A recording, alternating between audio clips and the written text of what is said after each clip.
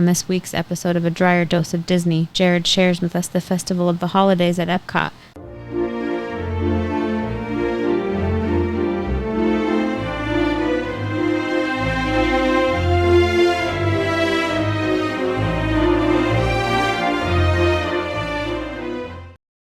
Welcome to this week's episode of A Drier Dose of Disney. I'm your host, Jared Dreyer, and today we are on episode number 4 of 4, where we are wrapping up our series on the EPCOT festivals that happen throughout the year. And they've got 4 great festivals that happen each and every year. And today we are going to be talking about the Festival of the Holidays. And this is obviously during the Christmas season. It actually starts at the end of November, right around Thanksgiving time, and runs through the end of the year. This is actually one of their shortest festivals of the year, right up there with the Fine Arts Festival. But before we dive into things, couple quick housekeeping items. Number one, wherever you're listening to us, if it's in podcast format or if you're on YouTube, go ahead and click that pause button and find the subscribe button and subscribe to us so that way you get this great Disney and Universal content delivered into your inbox each and every single week with the best tips and tricks that are out there. And if there are any tips or tricks that are saving you money, or heck, now that we've almost got 60 episodes out there, if you've listened to all of our episodes, we would ask that you subscribe to us over at Patreon to help support this podcast and to keep it going. Just $5 a month goes a long ways for this podcast, and we've got lots of extra bonuses for you out there on Patreon. You can find Patreon down in our links below, so go check that out for a direct link over on how to support the show. But with that, like I said, there's 4 festivals that happen throughout the year. At the beginning of the year, you have the Fine Arts Festival that starts in the middle of January, goes through the end of February, followed by the Flower and Garden Festival, which starts in March and goes through the end of June. And then 4th of July usually kicks off the Food and Wine Festival, which is the longest and the most popular festival all year. And that goes into November. And then they switch over to the Festival of the Holidays right at the end of the year. And these festivals are a great time to go to EPCOT. They completely change everything about the park, much like if you go to Disneyland or Disney World during the Halloween time or the holiday time. You know that they put Christmas trees up or they decorate with pumpkins everywhere. And at EPCOT, it's no different with these 4 different festivals. So it is a lot of fun, and it's definitely worth going at least once in your life to each one of these festivals because they totally change the park and do all kinds of new different things there. Now, with that, between the festivals, I do want to warn you, there is about a 7 to 10 day window where they are switching over from one festival to the other. And EPCOT is still EPCOT, but it's just not as much fun because you're missing all the extra booths and all the extra interactions that you can have throughout the park. So I would encourage you definitely look ahead at when you're planning on going to EPCOT. And if you overlap one of those dead spots at all, plan your day at EPCOT when the festival actually kicks off or when it's winding down. So that way you get a chance to see that before you get into the little dead zone there. The longest dead zone is about 2 weeks at the very beginning of the year in January before the Fine Arts Festival kicks off. So do keep that in mind. You do want to try to land on one of the festivals. Knowing that you're going to go during one of the festivals and they're all popular, a lot of people ask, what are the crowd levels like? And with the crowd levels during the festivals, they're just the same as they are throughout the year. And if you think about it, there's a festival running pretty much 45, 46 weeks of the year anyways. So it's going to be the same crowd levels that you would see all year round. Now, the first week of the festival, whenever it kicks off, is going to be a little bit busier because you're going to have a lot of bloggers and vloggers out there taking pictures of the food and all the cool stuff that they're doing so they can put that online. Then towards the end of the festival, you're going to start seeing more locals come to the festival, trying to get it in before it goes away. So right at the very end, it's also going to be a little bit busier, but right through the middle of the festivals, you're usually pretty good. And in fact, we just went to the art festival earlier this year and we had a great time. And it was one of the lowest crowd levels we've seen at EPCOT. So it was awesome to go and see all the great pieces of art. It's one of our favorite festivals and the crowd levels were not bad at all. Now, a couple things that are consistent throughout every single festival is you have the ability to get what's called a passport. And these passports are small little booklets you can get when you come into EPCOT that highlight all the different booths and foods that you'll see throughout the lands as you go through the park that day. Now, with it, they usually have some sort of theme. So since we're talking about the Festival of the Holidays, the one I'm going to talk about is from last year, is they had cakes from around the world, and you could go try different types of cake from all the different places. and you're going to get stickers or stamps in your passport to fill that out, just like you would if you were traveling internationally. So that's a really cool thing to do. A lot of people like to do the passport and like to get that all filled out wherever they're going. So that way they have a good memento and they know that they've covered all the items that are recommended at that festival in particular. Second, for especially kids, they do have scavenger hunts that are available. You can do those for $10 a piece. And if you find all the items on the scavenger hunt, you are rewarded with a prize at the end of the day. And that's really cool as well. So if scavenger hunts are the kind of thing that you like, I would encourage you to go check those out as well. And again, those are both available through all 4 festivals all year round.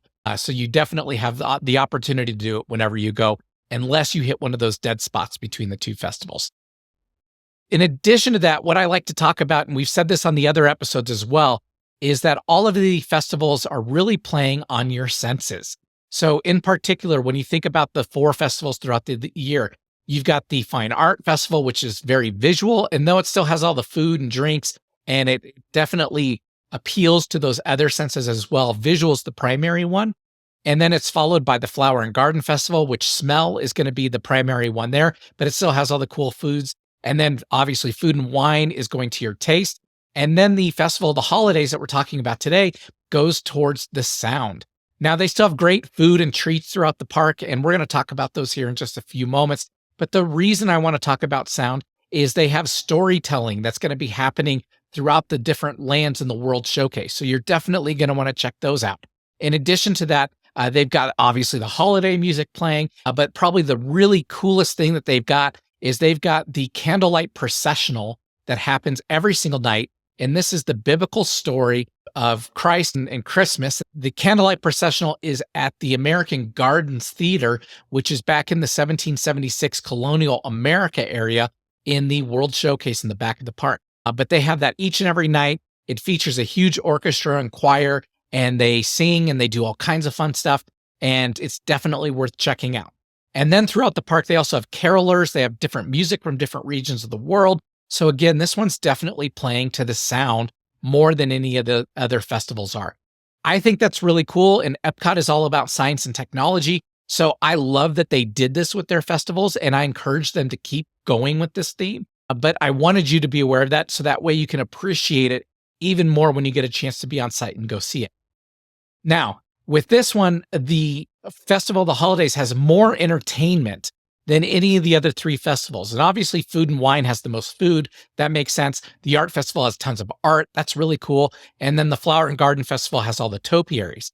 But at Festival of the Holidays, they have the most entertainment. So like I was saying, whether it's carol singers, storytellers, the candlelight processional, or one of these other elements throughout the park, it is busy all day long. So I definitely encourage you, get the passport, flip through it, take a look at what showtimes are happening throughout the day, or on the My Disney Experience app, you're going to be able to find it there as well. But there is a ton of entertainment that is going on and happening during the Festival of the Holidays at EPCOT every single year. So it's really cool in that way.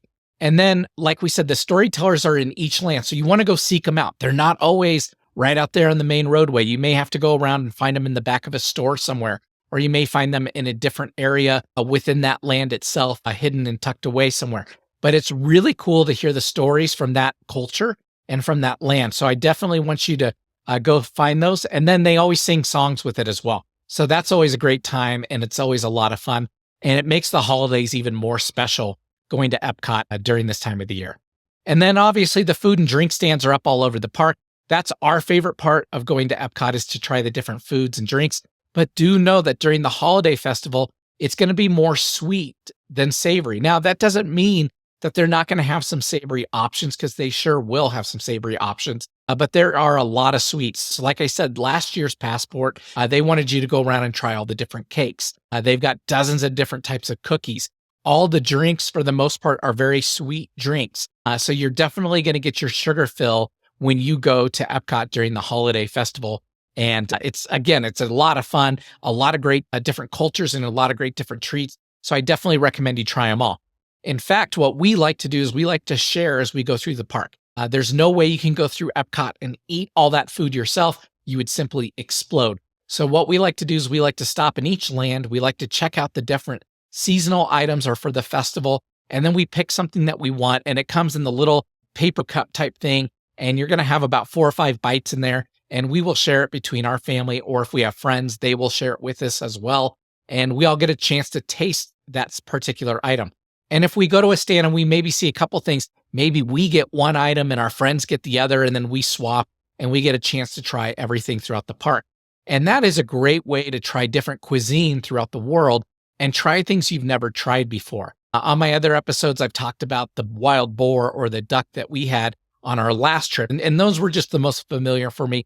So that's why I keep using those examples, just because they were so recent. But we absolutely love the different foods. Now, that doesn't mean that you occasionally won't find something that maybe you don't love as much, and that's okay. But try it, and then maybe somebody in your party does, and then they can finish it. We like to do that, especially with the alcoholic beverages, is we will get one and everyone will take their little sip and try it.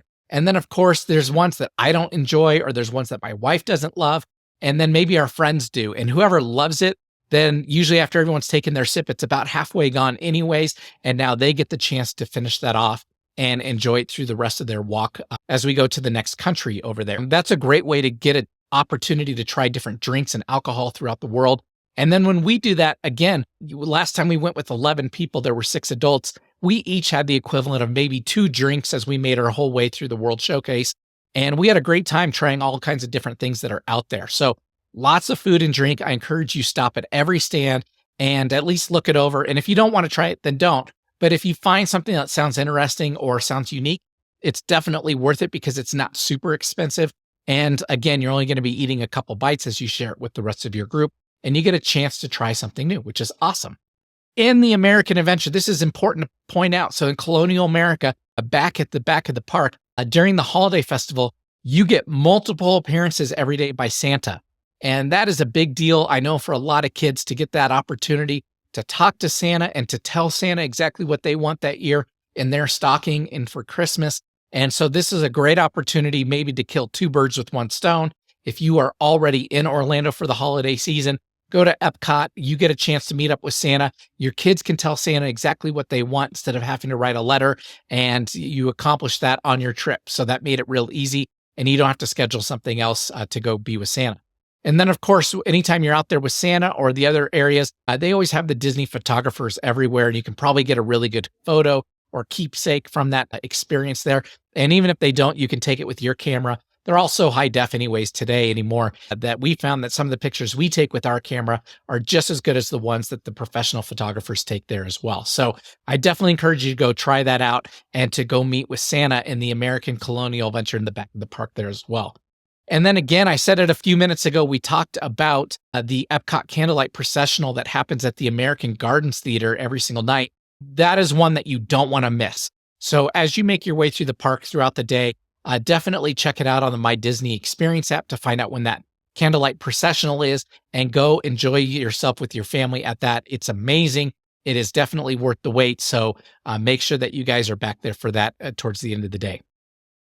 Now, with all those tips and tricks for the holiday festival at Epcot, that brings me now to our I Can Do This All Day tip of the day today. Our tip of the day is that it gets very busy at the parks, very close to Christmas. Of course, a lot of kids are out of school during the holiday season, especially around December 24th, 25th. Those days in the park are at capacity without a doubt. They are going to be jam-packed, and people are going to be staying all day, every day at the park just because it's the holiday and they want to make sure that they're there for all the festivities. So do know that right at the end of the year, that December 20th through the new year is going to be your busiest time of the year. So if you want to go to the festival of the holidays and you're looking for the best time to go, I'm going to tell you it's going to usually be the week after Thanksgiving or the first week or 2 of December. You've got about a 2 to 3 week period there where the crowd levels are much, much lower. And of course, you still have people traveling for Thanksgiving, but once schools are back in session, even the home stretch to getting towards the end of the semester and the end of the year. So not a lot of kids like to miss the school the first couple weeks of December in there. So if you're able to travel then, that is going to be the best time. And you're going to see the lowest crowd levels right before the big December holidays start kicking off. So again, our tip of the day is if you want the lowest crowds, you want to go starting the week after Thanksgiving and into the first couple weeks of December. With that, we hope you have a very magical week as you're planning your next Disney or Universal vacation. We look forward to talking to you guys on our next episode, and we will talk to you next week. Bye-bye.